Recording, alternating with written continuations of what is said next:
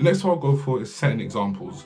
You know, as a sales director, sales managers, general managers, CEOs, we just got to set examples. Setting example comes through many things: doing sales, being able to train, being an example of being timing, getting here on time, putting in the extra work, putting in the extra effort, looking right, professionally, however that you see it professionally looking is, but just hitting the right notes so people see a representation of where they would like to be in their own style, in their own way, but they see an example saying, I like what you're doing, I can see your work ethic. I feel like no matter what position you are, right, if people don't see your work ethic, then how do you expect them to work as hard? So set an example through many ways. The next way is researching your competition. As the leader, being either sales manager, sales director, head of sales, CEO, you have to know everything about your competitors, their postcode, where they are, what promotions they're doing, what training facilities do they have. You can find out what is making things tick for them that could make us tick more or make us, tick just better or better than them. We have to know what our competitors are doing all the time. Just like a football manager, what are they doing? How are they getting their team to perform at this optimal level? What can we do to improve to not only just be on the same level, but smash them, be much better than them, and to stay in the market and stay in the game, because we're all fighting for the same goal, which is to win the league or Champions League, and to win as much customer base as possible. The next one I'll probably turn around and say is one-to-one meeting and appraisals. This is something I don't see a lot of companies doing a lot, but we have to be key to that. Everyone loves to understand where they are. Everyone loves to understand, okay, what do you think about my performance being good or bad? Where can I get better, and where can I have further training if possible? And the fact that you're telling me shows me that you care. Sometimes these conversations are easy and excellent. You're doing well, you're smashing targets, you're doing this, you're doing that, you're doing that. 2 thumbs up, but you are going to have a basis of your team that are not. And any fundamental rule I would give is you're only as good as the slowest person in your team. Now, the slowest person is fast, the fastest person is just going to be amazing. Let me say that again. You're only as strong as the slowest person on your team. So we have to ensure that the slowest person in the team is doing considerably well. Because if they're not, you're just going to have inconsistencies, and you're going to have a lot of sleepless nights. The next one I'll talk about is sales forecasts.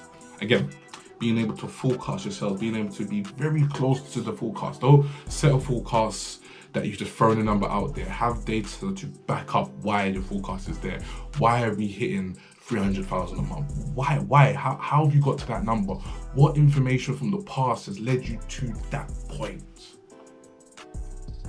Now, without the data, without the KPIs, without all the information, understanding competitors, understanding your best month, understanding what month you're leading into, understanding any holidays, any half terms, anything that you can use from a promotional standpoint. Without understanding those key fundamentals, how would you know how to forecast?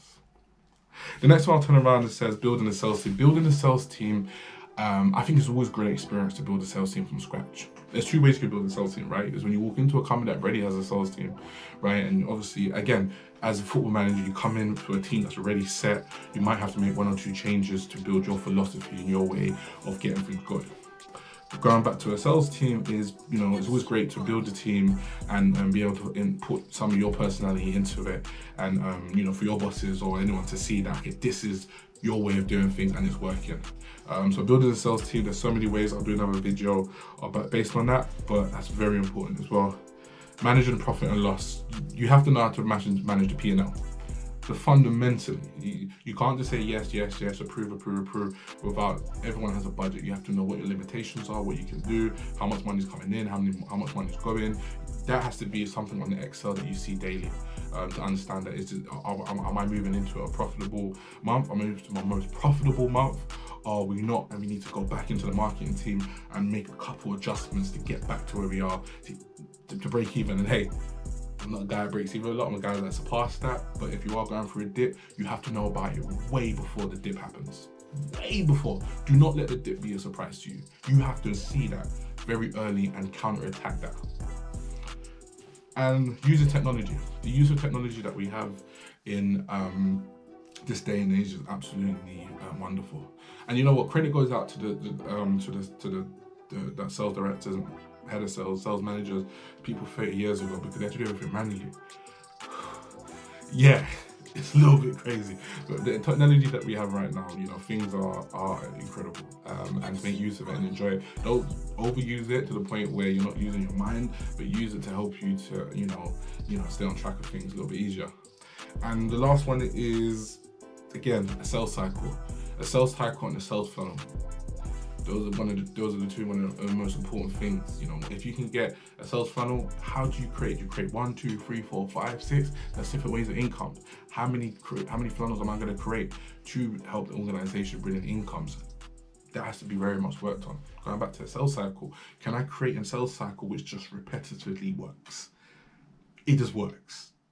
And once I got that one sorted out, this will make another stream of income, right? And that's the exciting thing about, you know, being a sales director, sales manager. And that's the creative way. And that's my ideology of just a quick, brief information about how I see things. And over a period of time, we'll go more into depth. But these are the, I think, fundamental tools that we should all have. Take care. Bye.